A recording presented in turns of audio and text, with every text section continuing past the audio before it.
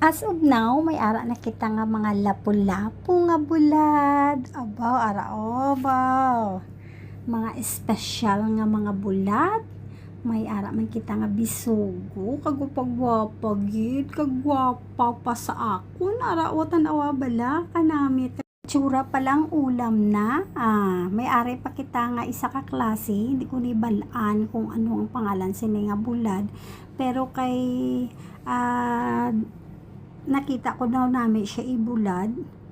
So, nagdagdag ako. Kagintry ko ning bakuko kung mayo man. Daw family ini siya sang tuna. So, itry natin kung maayo man siya. Kag ang mulmul. I remember nga sa Pinas pa ako, mulmul. Gid ang paborito ko. Kag for sure, perfect siya pang negosyo. Wow!